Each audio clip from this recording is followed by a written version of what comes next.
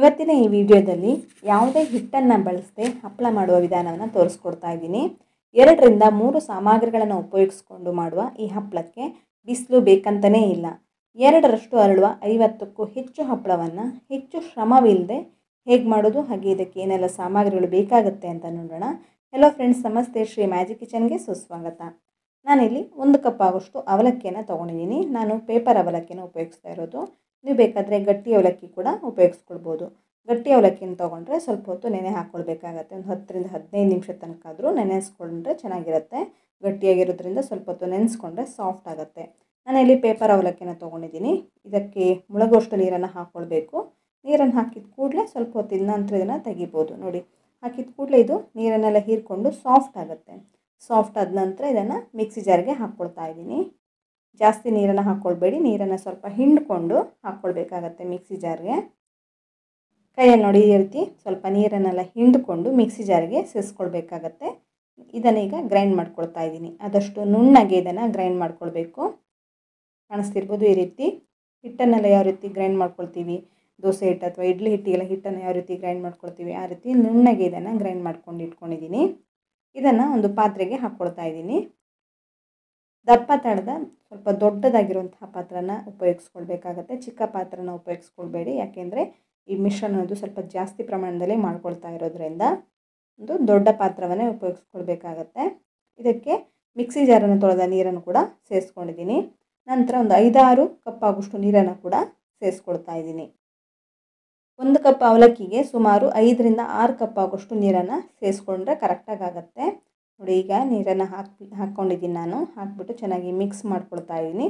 ಕಾಣಿಸ್ತಿರ್ಬೋದು ಹಾಲಿನ ಥರ ಇದೀಗ ರೆಡಿಯಾಗಿದೆ. ಒಂದು ಚೂರು ಗಂಟೆ ಏನೂ ಇಲ್ಲ, ಯಾಕೆಂದರೆ ಅವಲಕ್ಕಿನ ಚೆನ್ನಾಗಿ ಗ್ರೈಂಡ್ ಮಾಡ್ಕೊಂಡಿರೋದ್ರಿಂದ ಒಂದು ಚೂರು ಗಂಟೆ ಏನೂ ಇಲ್ಲ. ಇದನ್ನೀಗ ಬಿಸಿ ಮಾಡ್ಕೊಳ್ತಾ ಇದ್ದೀನಿ. ಗ್ಯಾಸ್ ಫ್ಲೇಮನ್ನು ಲೋ ಟು ಮೀಡಿಯಮ್ ಫ್ಲೇಮಲ್ಲೇ ಇದನ್ನು ಚೆನ್ನಾಗಿ ಬಿಸಿ ಮಾಡ್ಕೊಳ್ಬೇಕು. ಹೈ ಫ್ಲೇಮಲ್ಲಿ ಇಟ್ಕೊಳ್ಬಾರ್ದು, ಯಾಕೆಂದರೆ ತಳ ಹಿಡಿಯುತ್ತೆ. ಹಾಗಾಗಿ ಮೀಡಿಯಮ್ ಫ್ಲೇಮಲ್ಲಿ ಇಟ್ಕೊಂಡು ಇದನ್ನು ಚೆನ್ನಾಗಿ ಬಿಸಿ ಮಾಡ್ಕೊಳ್ಬೇಕಾಗತ್ತೆ. ತುಂಬ ನೀರನ್ನು ಹಾಕ್ಕೊಳ್ಳಿಕ್ಕೂ ಇಲ್ಲ, ಒಂದು 5-6 ಕಪ್ ಆಗೋಷ್ಟು ನೀರನ್ನು ಹಾಕ್ಕೊಂಡ್ರೆ ಸಾಕಾಗತ್ತೆ. ಬಟ್ ತುಂಬ ಕಡಿಮೆ ನೀರನ್ನು ಹಾಕ್ಕೊಳ್ಳಿಕ್ಕಿಲ್ಲ, ತುಂಬ ಗಟ್ಟಿಯಾಗಿಬಿಡುತ್ತೆ, ಬೇಗನೆ ಗಟ್ಟಿಯಾಗುತ್ತೆ. ಹಪ್ಪಳ ಮಾಡ್ಕೊಳ್ಳೋದಾದರೆ ಈ ರೀತಿ ಸುಮಾರು 1 ಕಪ್ಪಿಗೆ 5-6 ಕಪ್ ನೀರನ್ನು ಹಾಕ್ಕೊಂಡ್ರೆ ಪರ್ಫೆಕ್ಟಾಗಿ ರೆಡಿ ಆಗುತ್ತೆ.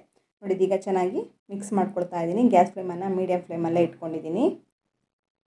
ಒಂದು 5-6 ನಿಮಿಷದಲ್ಲಿ ಇದು ಚೆನ್ನಾಗಿ ಬಿಸಿಯಾಗಿ ಕುದಿಯೋದಕ್ಕೆ ಸ್ಟಾರ್ಟ್ ಆಗುತ್ತೆ. ನಂತರ ಇದು ಗಟ್ಟಿ ಆಗೋದಕ್ಕೆ ಸ್ಟಾರ್ಟ್ ಆಗುತ್ತೆ. ಇದೀಗ ಕುದಿಯೋದಕ್ಕೆ ಸ್ಟಾರ್ಟ್ ಆಗಿದೆ ಮಿಶ್ರಣದ್ದು. ಸ್ವಲ್ಪ ಹೊತ್ತಿನ ನಂತರ ಈ ಮಿಶ್ರಣದ್ದು ಗಟ್ಟಿಯಾಗುತ್ತೆ. ನಾನು ಮಾಡ್ತಾ ಇರುವಾಗ ಸ್ಟಾರ್ಟಿಂಗ್ ತುಂಬ ನೀರಿತ್ತು, ಕುದೀತಾ ಕುದೀತಾ ಇದು ತುಂಬ ಗಟ್ಟಿ ಆಗ್ತಾ ಹೋಗುತ್ತೆ. ನೋಡಿ, ಈ ರೀತಿ ಚೆನ್ನಾಗಿ ಮಿಕ್ಸ್ ಮಾಡ್ತಾ ಇರಬೇಕು. ತಳ ಹಿಡಿಯಲ್ಲ ಈ ರೀತಿ ಕೈ ಆಡಿಸ್ತಾ ಇದ್ದರೆ. ನೋಡಿ, ಇದೇ ರೀತಿ ಕೈಯಲ್ಲಿ ಕೈ ಆಡಿಸ್ತಾ ಇರಿ.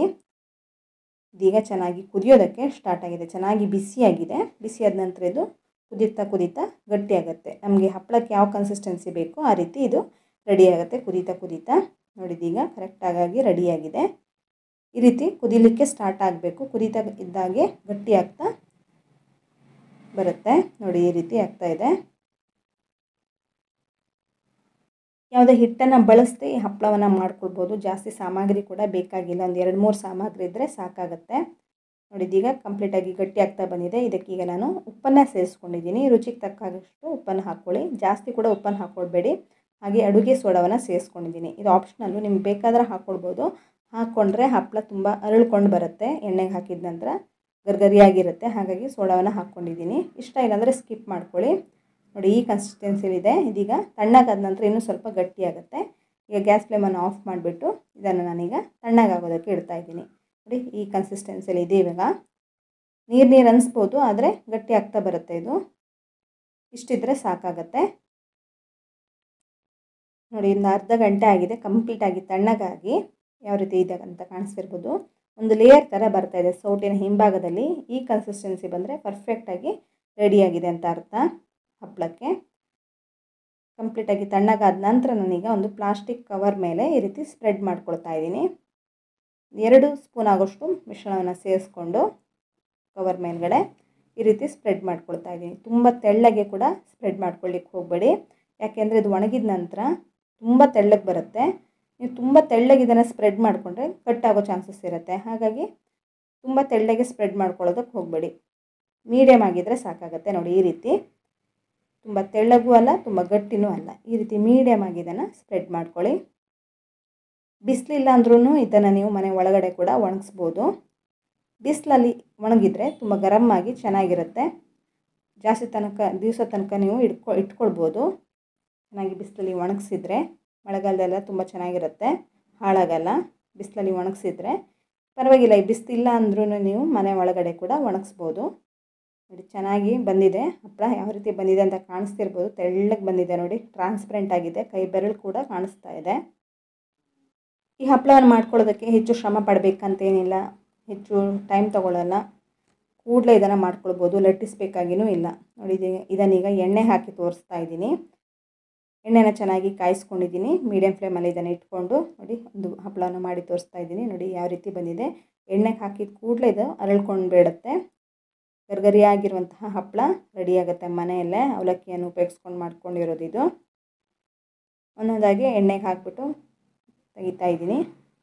ಹೆಚ್ಚೊತ್ತು ಎಣ್ಣೆಲಿ ಇಡಬೇಕಂತೂ ಏನಿಲ್ಲ, ಒಂದೇ ಸೆಕೆಂಡು ಜಸ್ಟ್ ಹಾಕೋದು ತೆಗೆಯೋದು ಅಷ್ಟೇ. ತುಂಬ ರುಚಿಯಾಗಿರುತ್ತೆ. ಮಕ್ಕಳಂತೂ ತುಂಬಾ ಇಷ್ಟಪಡ್ತಾರೆ. ಈವ್ನಿಂಗ್ ಸ್ನ್ಯಾಕ್ಸ್ ಥರನೂ ಇದು ಮಾಡಿಕೊಡ್ಬೋದು. ಬೇಸಿಗೆಗಾಲದಲ್ಲಿ ಈ ರೀತಿ ಮಾಡಿ ಇಟ್ಕೊಂಡ್ರೆ ಮಳೆಗಾಲದಲ್ಲಂತೂ ತುಂಬಾ ಹೆಲ್ಪ್ಫುಲ್ ಆಗುತ್ತೆ, ತುಂಬ ಯೂಸ್ ಆಗುತ್ತೆ. ಮಕ್ಕಳಂತೂ ತುಂಬ ಇಷ್ಟಪಟ್ಟು ತಿಂತಾರೆ. ನಿಮಗೂ ಕೂಡ ಹಾಗೆ ತುಂಬಾ ಇಷ್ಟ ಆಗುತ್ತೆ. ದೊಡ್ಡವರು ಚಿಕ್ಕವರು ಯಾರು ಬೇಕಾದರೂ ತಿನ್ಬೋದು. ಬಾಯಲ್ಲಿ ಇಡ್ತಾ ಇದ್ದ ಹಾಗೆ ಕರ್ಗೋಗ್ಬಿಡುತ್ತೆ. ಒಂದ್ಸಲ ಇದನ್ನು ಟ್ರೈ ಮಾಡಿ ನೋಡಿ, ಎಲ್ರಿಗೂ ಇಷ್ಟ ಆಗುತ್ತೆ. ನಿಮಗೆ ಈ ರೆಸಿಪಿ ಇಷ್ಟವಾಗಿದ್ದರೆ ಈ ವಿಡಿಯೋಕ್ಕೊಂದು ಲೈಕ್ ಮಾಡಿ. ಹಾಗೆ ನಿಮ್ಮ ಫ್ರೆಂಡ್ಸ್ ಹಾಗೂ ಫ್ಯಾಮಿಲಿ ಮೆಂಬರ್ಸೊಂದಿಗೆ ಈ ವಿಡಿಯೋವನ್ನು ಶೇರ್ ಮಾಡೋದಕ್ಕಂತೂ ಮರಿಲೇಬೇಡಿ. ಹೆಚ್ಚಿನ ರೆಸಿಪಿಗಳೊಂದಿಗೆ ಸಿಗೋಣ. ಧನ್ಯವಾದಗಳು.